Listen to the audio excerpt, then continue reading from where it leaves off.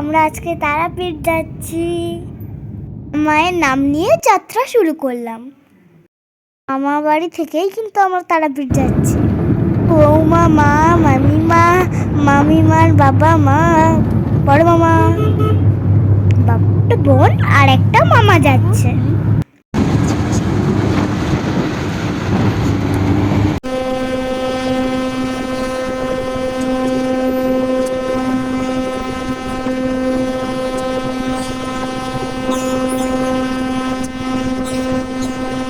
তো পৌঁছে গেলাম, তো এত ভিড় যে কি বলবো। সব জায়গাতে এখন শুধু ভিড় আর ভিড়। আচ্ছা, আমার মতন তো সবাই ঘুরতে পছন্দ করে। আমরা মন্দিরের সামনে পুজোর জিনিস কিনছি।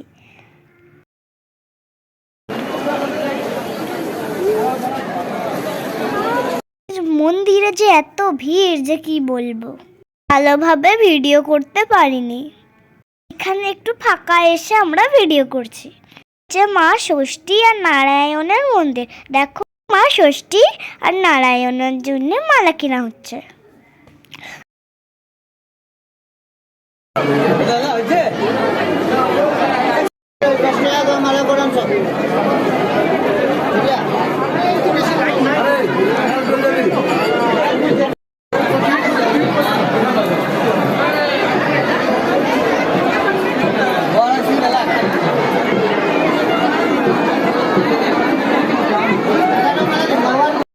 চোটে তো কিছুই ভালো লাগছিল না, শুধু মনে হচ্ছিল কতক্ষণে আমরা বেঁচে ফিরি। আমাদের পান্ডা মশাইয়ের কার্ড, আমরা আসলে এনার সঙ্গে যোগাযোগ করতে পারো। এবারে চলে এসেছি তারাপীঠের মহাশ্মশানে। এখানেই মা তারার পা আছে। দেখো শ্মশানের বাইরে কত দোকান।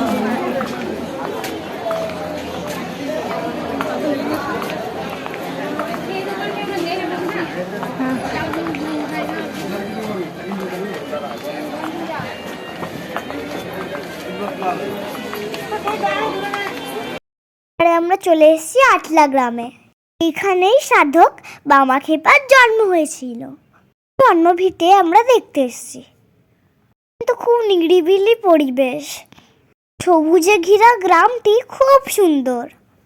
ওই দেখো মাটির বাড়িটি, ওইখানে বামাক্ষেপার জন্মস্থান। ওখানে ভিডিও করতে দেয় না, তাই আমি বেশি ভিডিও করতে পারিনি। ওখান থেকে এবারে আমরা চলে এসেছি মামা ভাগ্নে পাহাড়।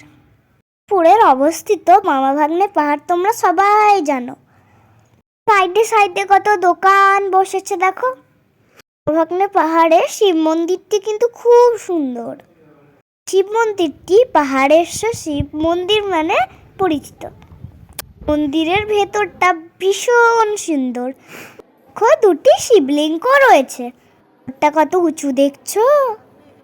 একটি শিবলিঙ্গ মামা আর একটি শিবলিঙ্গ ভাগ্নে। এখানে কিন্তু ভিডিও করতে দেয় না, আমরা লুকিয়ে ভিডিও করেছি। সুন্দর বলো, জায়গাটা দেখেই মন জুড়িয়ে যাচ্ছে। দিকটা এত উঁচু যে কি বলবো।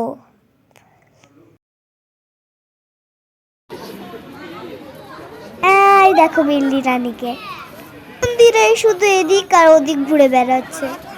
এই যে বুডু আবার দাদুর কোলে ঘুরে বেড়াচ্ছে, আর আমিও ম্যাওকে দেখছি।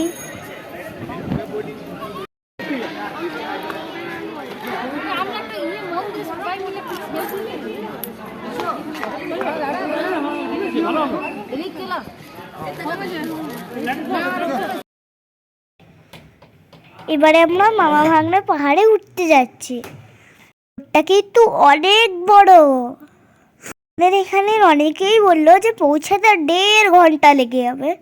প্রথমে তো সবাই ভয় পেয়ে গেছিল যে যাব না, পরে আমরা সবাই গেছি, মোটেও অতক্ষণ সময় লাগেনি। মামা ভাগ্নে পাহাড় নিয়ে একটা অনেক বড় ইতিহাস আছে।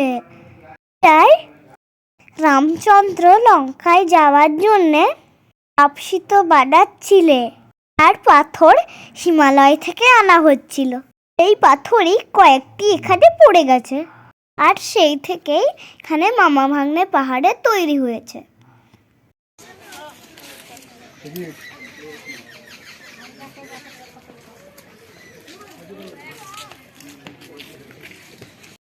এখানে আমরা কিছুটা বসার পরে আবার সামনের দিকে হাঁটতে শুরু করলাম।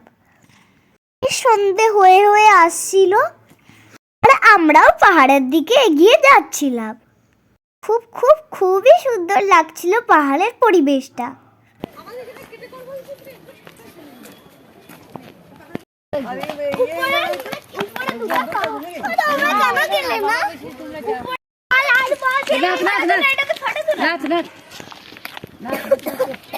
হ্যালো গাইস, আমরা পাহাড়ে উঠছি।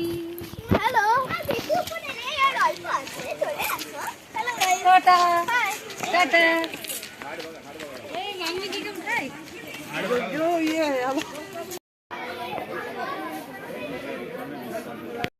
এবার দেখো বন্ধুরা, আমরা একদম বাবা ভাগ্নের পাহাড়ের কাছে উঠেই এসেছি। এটাই হচ্ছে পাহাড়ের শেষ চূড়া। এখান থেকে পুরো দুবরাজপুরটাকে দেখা যায়। ও এখান থেকে কিন্তু পরিবেশ পুরো অপূর্ব লাগছিল। চারিদিকে শুধু সবুজ গাছপালা, একটু ভয়ও লাগছিল, কিন্তু পাশেই আছে মা কামাখ্যা। এখানেও একটা মা কামাখ্যা মায়ের মন্দির আছে।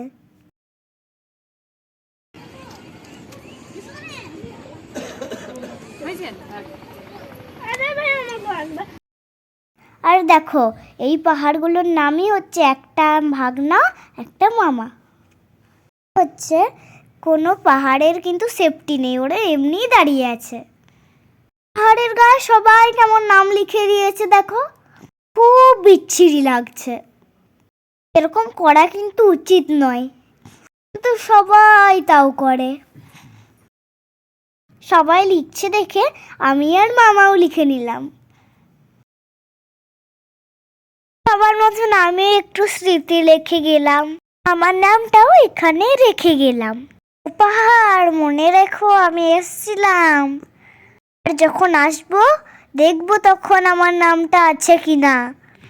এখানে উঠে আর একটু ফটো তুলে নি। এবারে তো বাড়ি ফেরার সময় হয়ে গেছে, সন্ধে হলে মন্দিরটা এখানে বন্ধ হয়ে যাবে। আরও একটা ভিডিও সাক্ষী রইল আমাদের আরেকটা জায়গা ঘোরার। ভিডিওগুলোই তো মনে থেকে যাবে। তবে আমরা সবাই ঘুরে এসেছি, এবার বাড়ি ফেরা যাক তাহলে।